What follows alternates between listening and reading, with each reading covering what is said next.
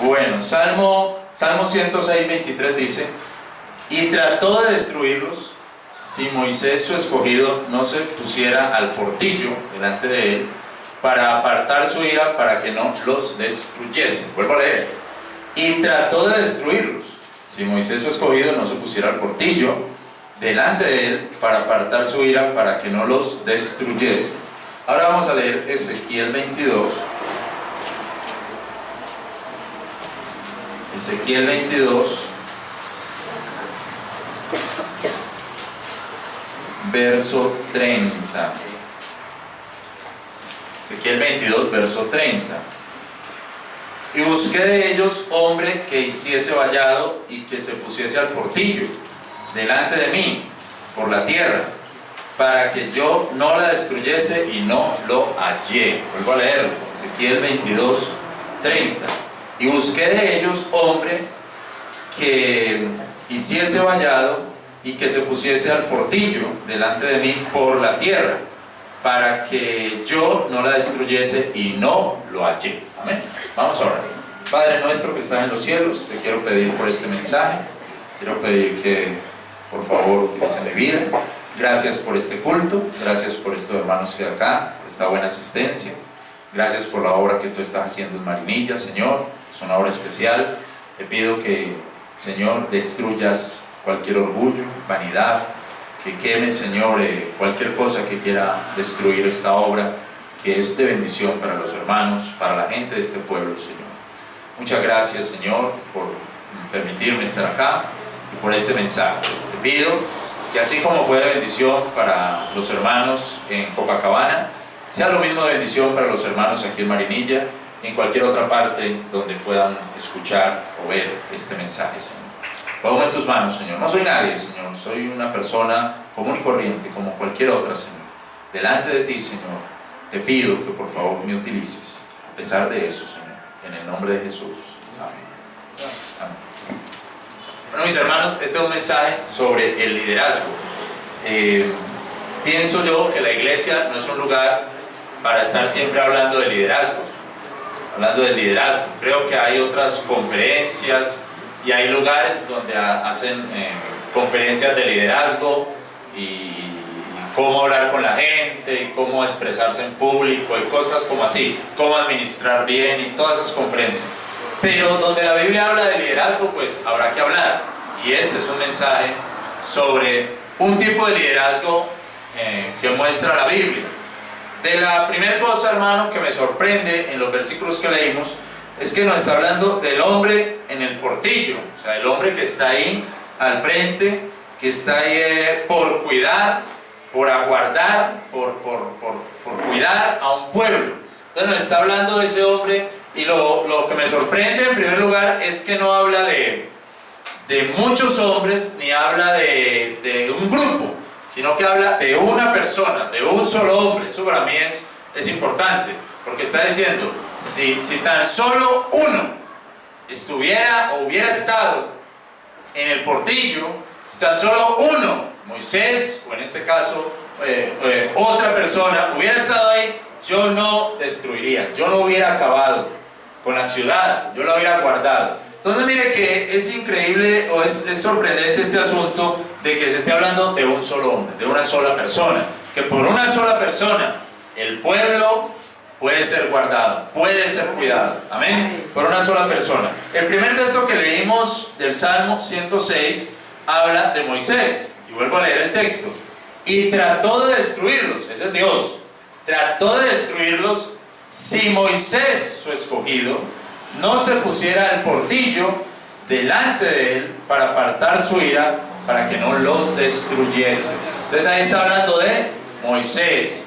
Y si Moisés no hubiera estado ahí, si Moisés no se hubiera puesto al portillo, si él no se hubiera puesto al frente, entonces Dios los hubiera destruido. Miremos lo que hacía ese pueblo, porque ese pueblo merecía ser destruido. El versículo 6 del Salmo 106 dice: pecamos con nuestros padres, hicimos iniquidad, hicimos impiedad. Entonces este pueblo hizo pecado, cometió impiedad, merecía ser destruido. El versículo 7 dice: nuestros padres en Egipto no entendieron tus maravillas, no se acordaron de la muchedumbre de tus misericordias, mas se rebelaron sobre la mar, en el mar Bermé. Este pueblo no entendió las cosas de Dios, no entendió las maravillas de Dios. El versículo 13 dice: apresuráronse, olvidáronse de sus obras, no esperaron en su consejo.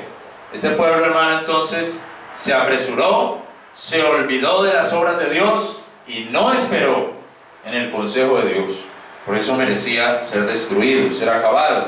El versículo 14 dice: y desearon mal deseo en el desierto y tentaron a Dios en la soledad. Entonces este pueblo deseó malas cosas y tentó a Dios en ese lugar, en el desierto. Merecía ser destruido, merecía ser acabado. Versículo 16 dice: y tomaron celo contra Moisés en el campo, contra Aarón, santo de Jehová. Entonces este pueblo, hermano, también tenía celos de Moisés, del hombre que estaba ahí al frente, y también hicieron cosas contra Aarón, ¿cierto? El hombre que Dios puso ahí, el santo de Jehová. Era un pueblo que estaba celoso de los líderes que Dios había puesto. Este pueblo, hermano, en el versículo 19 dice: hicieron el becerro en Horeb y encorváronse a un vaciadizo. Entonces este pueblo también hizo un becerro de oro y se encorvaron ante ese becerro. Dice: trocaron la gloria de Dios, sería de Dios, aquí no dice, pero trocaron su gloria por la imagen de un buey que come hierba, ¿cierto? Entonces ellos hicieron un becerro y adoraron ese becerro, adoraron ese ídolo que ellos mismos hicieron. Yo a veces voy por Medellín, por la calle Junín, y ahí hay, en la calle Junín, o en el pasaje Junín, hay un Buda que brilla, que resplandece, así como el color de estas cosas donde ponen las cortinas, ¿cierto? Así como el color de los tubos. Está ese Buda ahí que brilla, que resplandece, está metido como en una urna, como el tamaño de este púlpito, y ahí está, y la gente pasa y le ponen billetes a ese muñeco, le ponen billetes y le ponen ahí boletas con peticiones, y usted pasa por ahí, por esa calle, y ve ese muñeco lleno de billetes, hacia alrededor, ese Buda, porque Buda es gordo, ¿cierto? Pues el que muestran ahí, el gordo, y ahí lleno de billetes, lleno de peticiones, ¿cierto? Le ponen ahí cositas, y pienso yo en el becerro de oro. Yo pienso, cuando veo, pienso como en el becerro de oro. Uy, qué ignorancia la de este pueblo, cómo es capaz de hacer algo como así. Pero no estaba muy lejos de las fiestas de San Isidro, de las fiestas parroquiales. No estaba muy lejos de las fiestas donde la gente también saca plata y le ponen allá a un muñeco de esos que cargan en la iglesia católica y que andan con un muñeco. Tampoco está tan lejos de esa adoración de ese Buda. Y si usted quiere ver idolatría, yo lo invito a que entre. No se le va a meter un demonio ni nada, no tengan miedo de eso. A la iglesia del Parque Berrío. Allá va a haber idolatría de la buena, de la grande, ¿cierto? La gente arrodillada a esas cruces, a esos vírgenes, arrodillada delante de esas imágenes, todo eso. Ahí sí hay bastante. Y no hemos ido a Venezuela, como dicen en Venezuela, es peor ser. Hay parte de Venezuela donde no hemos ido. La segunda procesión más grande de América Latina, la Divina Pastora, allá en Venezuela, el 14 de enero, acaba de pasar.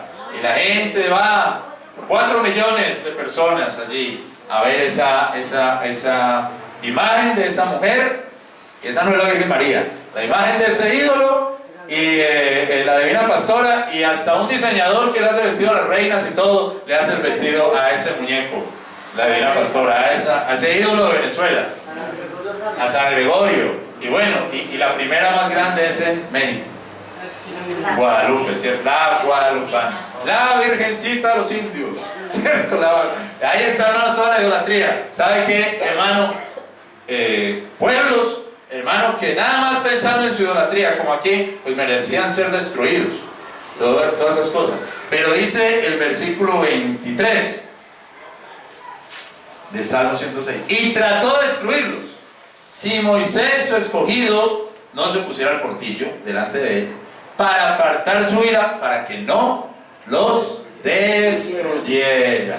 ¿Sí me entiende? Para que no los destruya. Entonces es sorprendente que un hombre, amén, ¿sí me entiende? Que por un hombre que está ahí al frente, pidiéndole a Dios o hablando con Dios o algo así, Dios no destruye ese lugar, ¿cierto? Dios no destruye ese sitio. Entonces, hermanos, Dios no lo destruyó gracias a Moisés, y notamos la importancia de este hombre.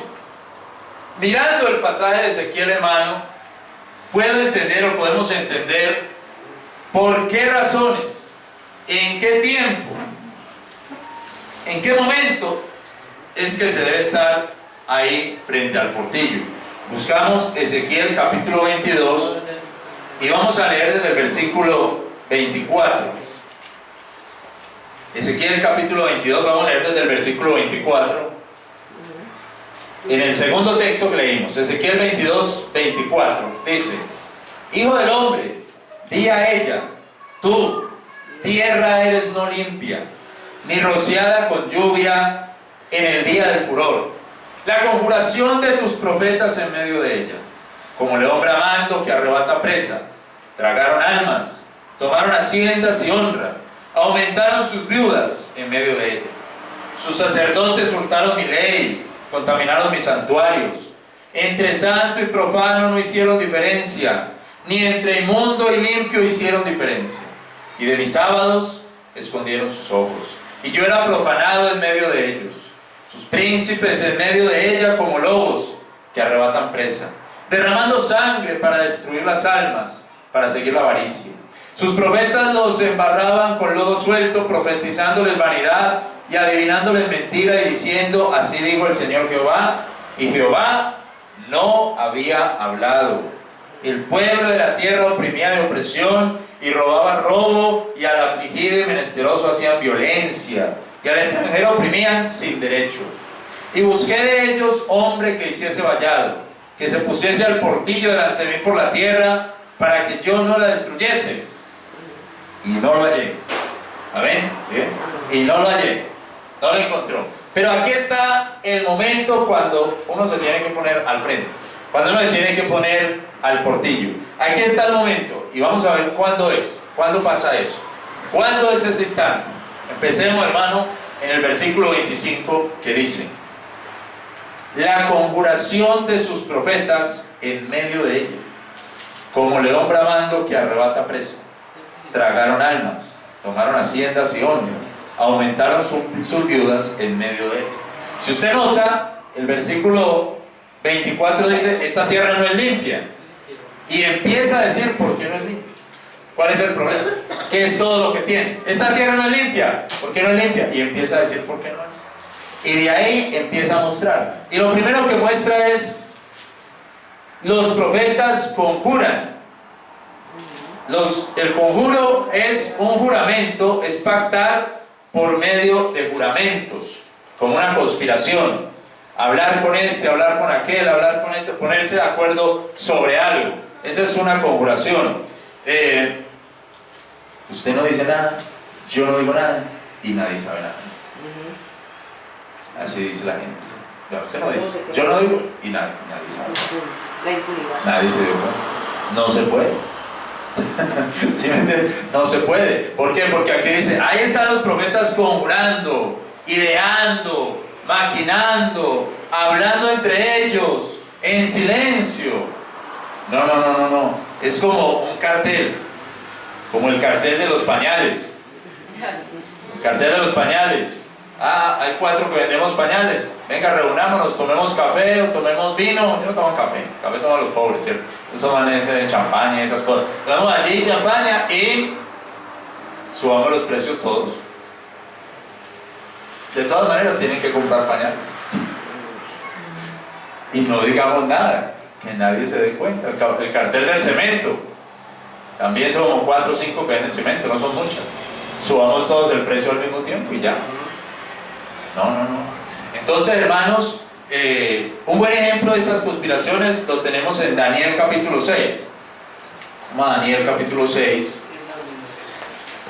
Daniel capítulo 6, versículo 1. Pareció bien a Darío de constituir sobre el reino 120 gobernadores que estuviesen en todo el reino, Y sobre ellos 3 presidentes, de los cuales Daniel era el uno, a los cuales estos gobernadores diesen cuenta, porque el rey no recibiese daño. Entonces el mismo Daniel era superior a estos gobernadores y presidentes, porque había en él más abundancia de espíritu, y el rey pensaba ponerle sobre todo el reino. Entonces los presidentes y gobernadores buscaban ocasión contra Daniel por parte del reino, mas no podían hallar alguna ocasión o falta, porque él era fiel, y ningún vicio ni falta fallado en él. Entonces estos varones dijeron: nunca hallaremos contra este Daniel alguna ocasión, si no la hallamos contra él en la ley de su Dios. Entonces estos gobernadores y presidentes se juntaron, y ahí está el asunto, conspiraron, conjuraron, se hablaron entre ellos para ir contra Daniel, para ir en contra de Daniel. Entonces, ¿cómo son los profetas de esta tierra, hermano? Son personas que están conjurando, que están conspirando a ver cómo tumban a otro, a ver cómo dañan a otro, a ver qué hacen contra el otro. Hay veces en los trabajos es así: esta compañera habla con aquella otra y con aquella otra, a ver cómo le hacen la vida imposible a aquel otro. Hay veces en las familias son grandes también, todos se hablan, van a repartir la herencia, se hablan 3 o 4 antes de hablar con el que le toca un poquito más. Yo no sé, todas esas cosas, y no hablan de frente. Conspiran, conjuran. ¿Y qué dice Dios? Vea, yo voy a destruir la ciudad porque vea cómo está. Vea lo que hace. Como hermanos, si yo me pongo de acuerdo con el hermano Elmer, el hermano John Jairo, pronto con otro hermano por allí: hombre, aquí hay una plata, vamos a ver cómo hacemos y nos volamos de aquí. ¿Qué dice Dios? No, eso hay que destruirlo, eso hay que acabarlo, porque Dios no está con eso, está en contra de eso. Está en contra de eso. Y ahí, hermano, es una bendición las iglesias locales, porque cuando es denominación se vuelve una mafia. Cuando es denominación y eso empieza, todos esos presidentes, vicepresidentes, superintendentes, no digas, se vuelve una mafia, y ahí se van tapando entre todos, y el pueblo ignorante. Número 2, versículo 26. No hablemos más de eso. Sus sacerdotes hurtaron mi ley y contaminaron mis santuarios. Entre santo y profano no hicieron diferencia. Ni entre inmundo y limpio hicieron diferencia.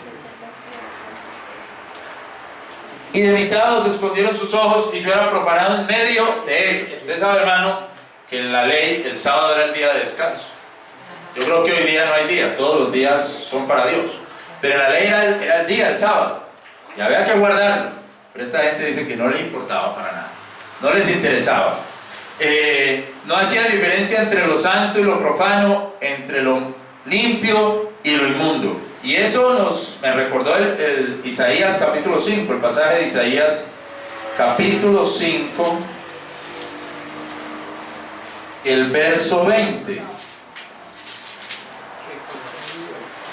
Isaías 5, 20, que dice: ay de los que a lo malo dicen bueno, y a lo bueno malo, que hacen de la luz tinieblas y de las tinieblas luz, que tornan de lo amargo dulce y de lo dulce amargo. Hay cosas que son malas. ¿Quién nos da las reglas de moral? Dios. Nadie más nos las da. Y hay cosas que para Dios son malas, no está bien que se hagan, y hay cosas que son buenas. Él es el único que nos puede dar esas reglas de moral. Pero hay gente que a lo bueno le dice malo, y a lo malo le dice bueno. Hay gente que no hace diferencia entre lo puro y lo profano, y lo impuro y lo inmundo, entre lo santo y lo profano. Y no, hermano, eso no puede ser así. Uno debe parar el portillo para mostrar que hay diferencia, para decir hay cosas puras y hay cosas impuras. Uno debe parar el portillo en ese momento, hermano, y mostrar que no todo es gris. Hay música mundana y hay música cristiana. Hay que hacer diferencia en eso. No es lo mismo. Hay un lenguaje, hay una manera de hablar cristiana que uno puede ver: esta persona parece cristiano. Y hay una manera de hablar mundana que uno piensa: no, aquí no hay nada de Dios, no le interesa, no puede distinguir si es de Dios o no es de Dios. Hay una manera de manejar el hogar cristianamente, con las normas de Dios, y hay una manera de manejar su hogar, de levantar a sus hijos mundanamente, como los quiera levantar, sin importarle nada. Eso, hermano, es distinto, eso es diferente. Hay una manera de vestirse cristiana y hay una manera de vestirse como el mundo. No es lo mismo. No es lo mismo, eso es distinto. Y ahí, hermano, es donde tenemos que parar en un portillo. Hay una manera de predicar, predicando la palabra, y hay otros que simplemente llegan a ser motivadores. Y no es lo mismo, porque no somos motivadores, estamos predicando la Biblia, estamos llevando el mensaje. Entonces, hermanos, hay que diferenciar lo santo de lo profano, de lo que no es santo. Eso hay que diferenciarlo. Para eso hay que tener en cuenta, no estamos acá por un negocio, estamos predicando la Biblia, no estamos vendiendo franquicias. Usted sabe que hay iglesias grandes, muy grandes, que tienen miles de personas. Entonces va alguien y le dice allá, yo quiero empezar una iglesia con ustedes, cómprenos la franquicia. Nosotros le pone el nombre. Ya tenemos buena fama, ya nos conocen. Si usted llega allá, ya le va a ir bien, se le va a llenar la iglesia de una vez. Y hay gente que les compra. No, es que no estamos en esos negocios. Es diferente eso, amén. Es otro asunto muy distinto. No estamos en ese tipo de situación, hermano, de denominación, de mafia, de esas cosas, no. Y hay que pararnos en el portillo y decirle a la gente, oiga gente, cuidado, que nuestro Dios es santo y hay que diferenciar lo santo de lo inmundo, lo santo de lo profano. Cuidado con eso, hermano, cuidado con esa gente, que esto es la verdad. Entonces, hermano, el hombre para en el portillo cuando ve a esos profetas conjurando, a esa gente ahí conspirando. El hombre para en el portillo cuando dice, bueno, hay que diferenciar lo santo de lo inmundo, hay que mostrar que aquí hay una diferencia. Versículo 27 dice, sus príncipes en medio de ella como lobos que arrebatan presa, derramando sangre para destruir las almas, para seguir la avaricia. Los dirigentes de ese pueblo eran como lobos. O sea, uno piensa como un animal muerto, lo que yo pienso así, ¿cierto? Un animal muerto, y llegan los lobos, y uno coge un pedazo, y llega el otro y se lo coge en la boca y se lo lleva, arrebatando la presa, y hacen ahí para no dejar entrar al otro, porque ellos son los que están comiendo, ¿cierto? Aman su vientre, dice la Biblia.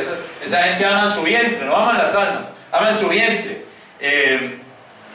Y siguen la avaricia, o sea, ellos quieren que les den, pero ellos no dan. Quieren es que les den a ellos. Las ovejas les están ya dando, las ovejas los están sosteniendo, las ovejas los están engordando, pero ellos no dan nada, no dan alimento. Un hombre me decía hace unos días también, pastor, en mi iglesia vamos con tabletas y celulares y eso, y el pastor le va a predicar, y cuando vimos toda la predicación estaba en internet, todo el mensaje, ni preparó el alimento, fue y lo compró en otra parte. ¿Sí ve? Como alimento, ni preparó la comida para el pueblo.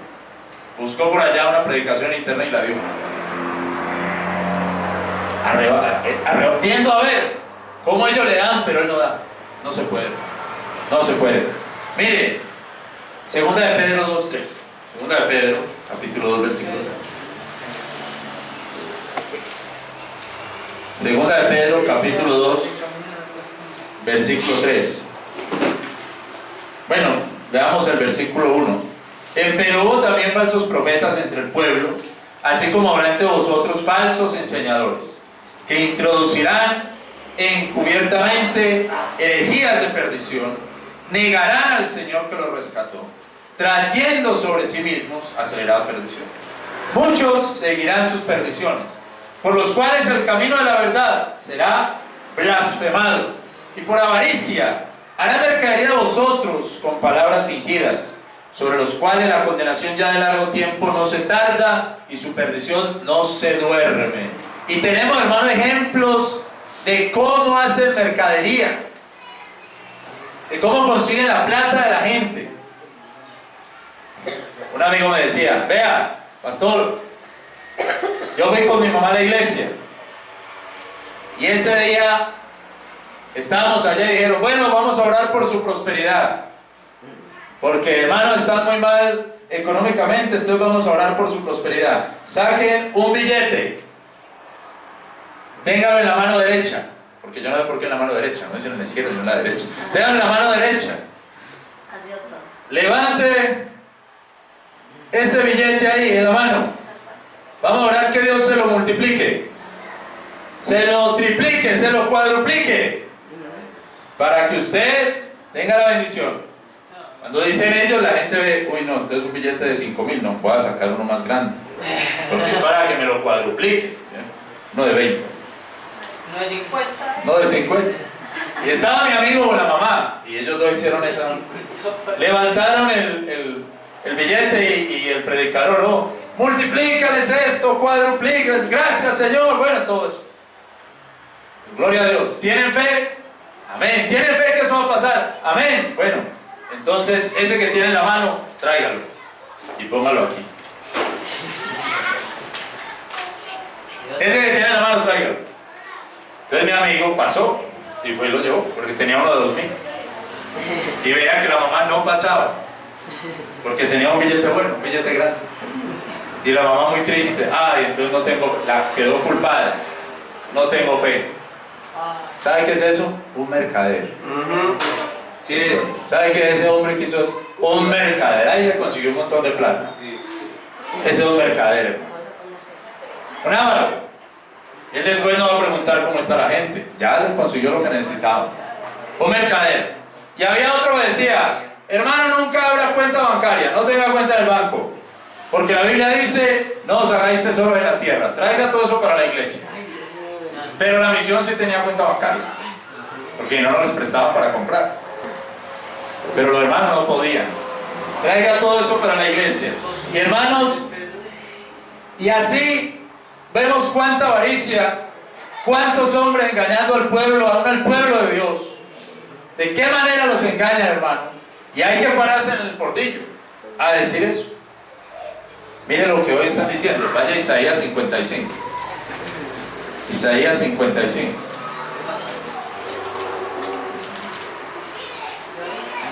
Gloria a Dios.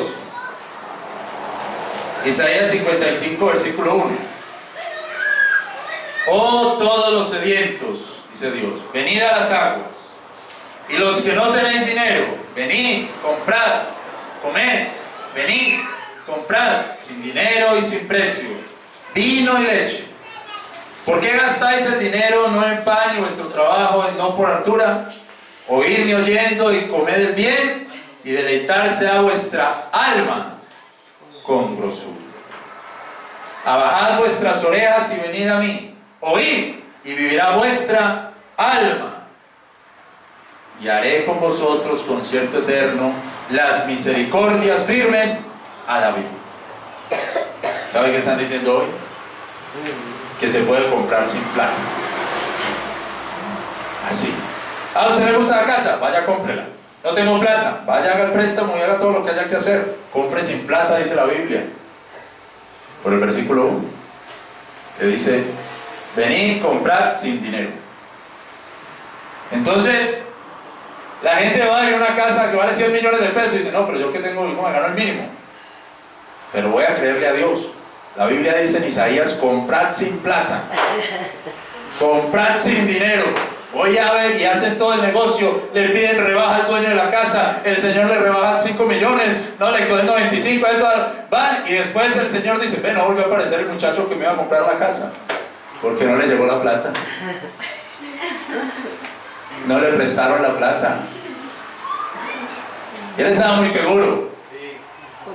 ¿Por qué? Porque es un falso enseñador el que enseñó esto, el que dice esto, y por eso leí alma, donde dice, oíd y vivirá vuestra alma, no dice vuestra carne, no dice, ay, se van a poner relajados en su casa a ver televisión, eso no dice, oíd y vivirá vuestra alma. comed el bien y deleitarse a vuestra alma. Ahí está hablando de bienes espirituales, hermano.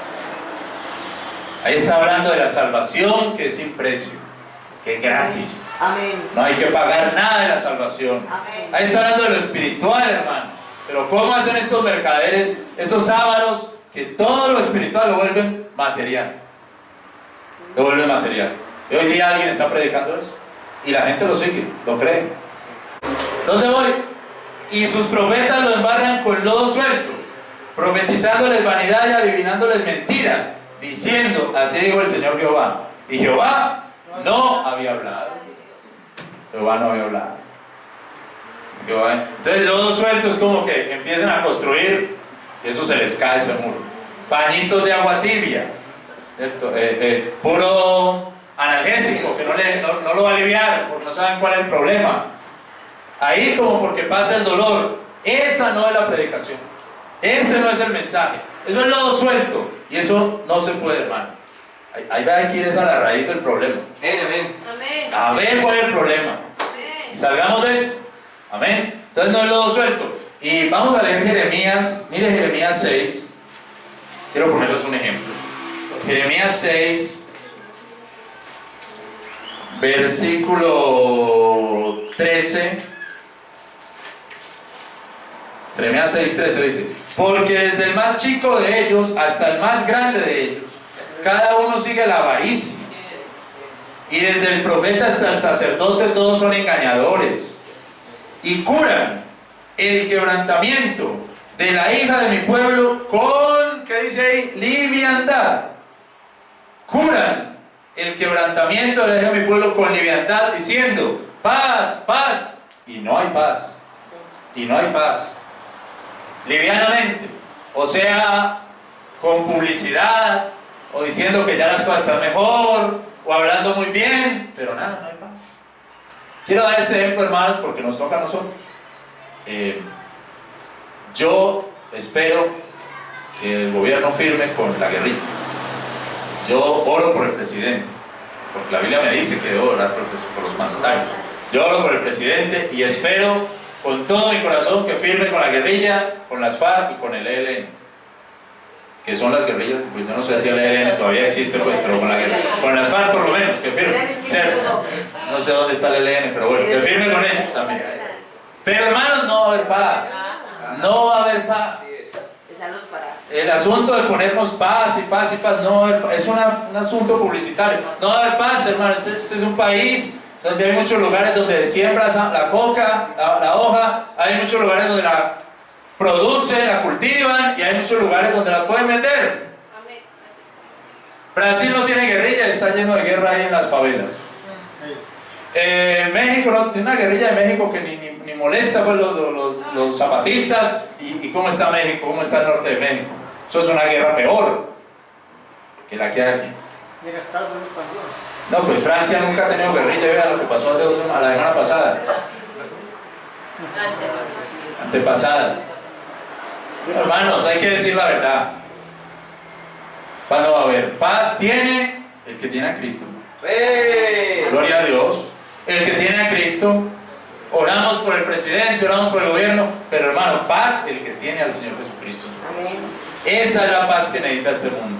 Y por eso, hermano, se acaba ese conflicto, dejan de orar, pero lo de nosotros, el conflicto nuestro no se acaba. Tenemos que seguir peleando contra el diablo, y tenemos que seguir predicando, y tenemos que seguir hablando, tenemos que seguir predicando en la calle hasta el día que venga el Señor Jesucristo. Gloria a Dios. Amén, hermanos. Hasta ese día, hermano. Y hay que darle gracias a Dios. Y lo mismo, hermano, en la iglesia. Cuando se buscan soluciones livianas, cuando las cosas pasan. No, hermano. Si tiene un problema con un hermano, hable con ese hermano. Si el hermano dice, hermano, perdóneme tal cosa, listo. Y si no, eso hay que seguir hablando hasta que se solucione, hermano. No podemos embarrar por lodo suelto. Amén. Amén. Hay que organizar las cosas. Hay que arreglar. No puede uno embarrar con lodo suelto, hermano. Y si al final toca ir con el pastor y hablar, bueno, pues tocará. Amén, tocará. ¿Cierto? No puede embarrar con lodo suelto, hermano. Esta gente, hermano, tiene que ponerse en el portillo. Y mira finalmente el versículo 20. Estoy en Jeremías. Ezequiel 22, 28, 29. el pueblo de la tierra oprimía, de opresión, robo, y al afligido y menesteroso hacían violencia, y al extranjero oprimían sin derecho. El quinto punto, hermano, es que el pueblo se vuelve como sus líderes. Se vuelve opresor, el pueblo se vuelve ladrón, el pueblo se vuelve violento, el pueblo se vuelve aprovechado de los demás, el pueblo se hace igualito a sus líderes, a los que están ahí al frente. Está en el mismo punto, hermano. Cada uno queriendo sacar ventaja de su compañero. Mire, hermano, hay gente que es muy ventajosa, hay gente que saca de ventaja hasta en la comida que reparten en la iglesia. Le dicen a cada hermano, hay un platico para cada uno, y ese coge 3. ¿Por qué? Si era uno para cada uno. Eso pasa, hermano. Eso uno piensa como, ay, qué locura, pero eso pasa. Eso pasa. Ahí está el tinto en la iglesia. Bueno, hermanos, ¿tienen tinto? Ay, hermano, no, sin buñuelo. ¿Y por qué no trajo los buñuelos, hermano? ¿Por qué no trajo los buñuelos y nos compartió? Compartió, amén. Amén, ¿sí me entienden? ¿Por qué no los trajo? Pero, hermano, el pueblo se vuelve así también opresor, queriendo sacar ventaja del otro, todas esas cosas, aprovechándose del necesitado. Qué tristeza, qué dolor. Cómo hay gente que se aprovechan del que más tiene necesidad. Y se aprovechan, como cuando usted va a un empleo y le prometen, hermano, mejor dicho, va a ser rico. Y no, mire, aquí le vamos a pagar esto, y usted va a hacer esto, y no sé qué, y le hacen unas promesas que usted, uy, qué trabajo el que tengo, a las 2 semanas le dice, no, puras mentiras, me las pintaron de otra forma, pajaritos en el aire. Yo no sabía que había que vender tantas cosas, yo no sabía que había que ir por ahí, yo no sabía toda esa historia. Pero se aprovecharon 2 o 3 semanas de trabajador y al final lo pagaron. Le dice, vea, una hermana de la iglesia consiguió empleo en una cosa de hilos, algo así, y entonces le hicieron la propuesta, estaba contenta, me contaba, no, que si esto y esto y esto. Bueno, cuando llegó no era capaz, o sea, estaba nueva, no era capaz de hacer la producción que hacían las que llevaban 4 o 5 años ahí, o 2 o 3 años, no era capaz. Y a la semana el hombre le dijo, no, usted no me hace la producción, yo le pago pero la mitad. Pero ¿cómo así? Págueme lo que hice. No, porque es que si me dañan la producción, no sé cuál fue el cuento que le hecho. El hecho es de que mejor se salió. Una semana perdida. Ni plata recibió. Bueno, pero eso pasa. ¿Cuánta gente no se aprovecha del más necesitado? Eso pasa, hermano. Y ahí en las iglesias tenemos que cuestionarnos. Porque hay veces hay hermanos que trabajan haciendo una cosa, ayudando con esto, haciendo por allí, y los pastores los ven y, no, que trabajen, pero no le pagan nada. Y entonces el hermano dice, pastor, me salió un empleo en tal parte, hermano, y su vida espiritual. Entonces va a dejar tirada su vida espiritual. ¿Y qué dijo el pastor? No, el pastor dice que no, mejor sigue con el sueldito que tengo. Eso pasa. ¿Por qué? Porque son pastores aprovechados. Pastores que aprovechan de la gente. Y mientras les lleven gente, ellos están contentos. Pero son aprovechados. Hermanos, miren 2 Tesalonicenses 3, 11 y 12. Hay gente que se llaman, que les dicen vividores, ¿cierto? Hermanos, amén. 2 Tesalonicenses 3, 11 y 12. Hay gente, hermano, que le dicen vividores. En Estados Unidos les dicen cazafortunas. Aquí les digo vividores. Es un vividor. ¿Y quién es esa? Es una vividora. Nunca ha trabajado, pero vive más bien que quién sabe quién. Amén, sí, así es. Eso no enseña la Biblia, hermano. Eso no enseña la palabra.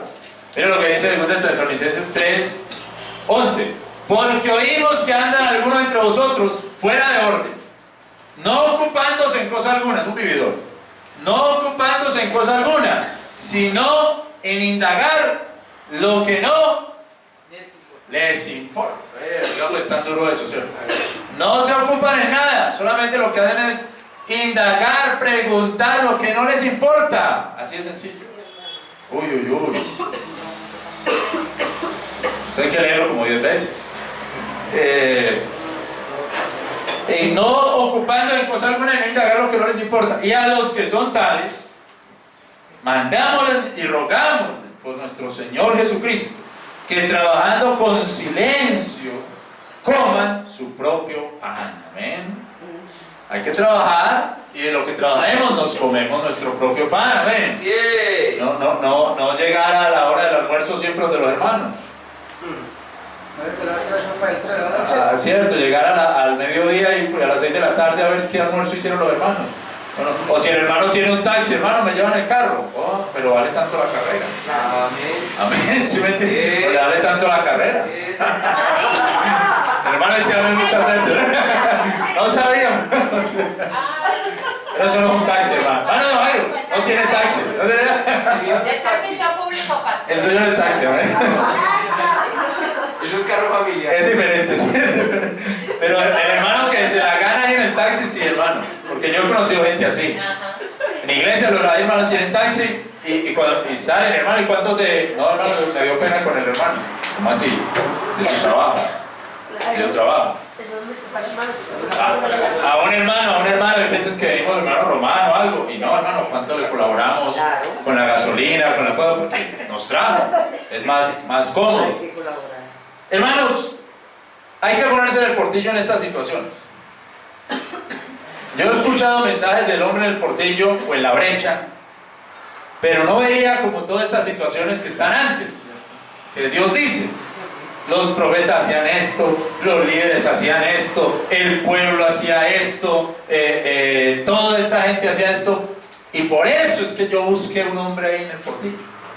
Entonces yo he escuchado mensajes, pero no recuerdo esta parte donde me decían por qué había que pararse ahí. Entonces aquí los tenemos. Hay que pararse en el portillo cuando los profetas conjuran, cuando hay conspiraciones y cositas por ahí. Nada, eso hay que pararlo y hablarlo de frente. De frente. ¿Cuándo hay que pararse en el portillo? Cuando no se habla de la santidad, cuando no importa para nada. Hay que pararse y decirlo. ¿Cuándo hay que pararse en el portillo? Cuando se sigue en la avaricia, conseguir. ¿Cuándo hay que pararse en el portillo? Cuando el mensaje es lodo suelto, liviano, pues que no dice nada. ¿Cuándo hay que pararse en el portillo? Cuando el mismo pueblo se vuelve como sus dirigentes. Esto nos da un panorama muy triste. Muy triste porque pues Dios nos va a destruir. ¿Sí o no? Dios va a acabar con esto. Aquí no hay dónde.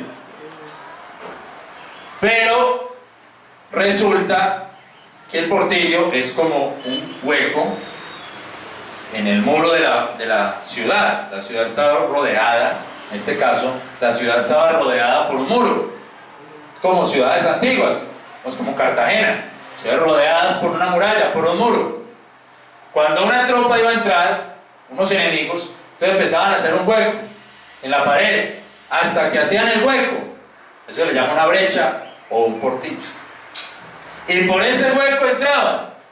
Entonces, hagamos de cuenta, supongamos que está el hueco y Dios va a entrar a destruir, pero hay un hombre ahí parado. Señor, por favor, espere que esto lo vamos a arreglar. Y Dios, déjeme entrar. No, Dios mío, todavía no. Este hueco aquí está un poquito grande. Pero digamos, venga hermano Jairo, digamos que yo me paro ahí, venga hermano. Venga hermano Jairo, yo me paro ahí, Dios mío no. Por favor, esta iglesia cuida. Y el hermano me da la mano, parece hermano el portillo de él. Y el otro también, no, ya tapamos el hueco. Amén, si me entienden, ya lo tapamos. Y Dios dice, listo, ahí vi a John Jairo y ahí vi a Fabio, no voy a entrar. Arregle. Lo que haya que arreglar, arreglen. Amén. Pero si no hay nadie, entra Dios, y mejor dicho.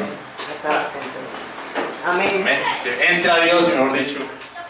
Pero si no hay una persona ahí, un hombre ahí, un personaje, listo, por ese hombre voy a esperar. Y en lugar de destruirlos, bendición. Amén. Vamos a orar y le damos gracias.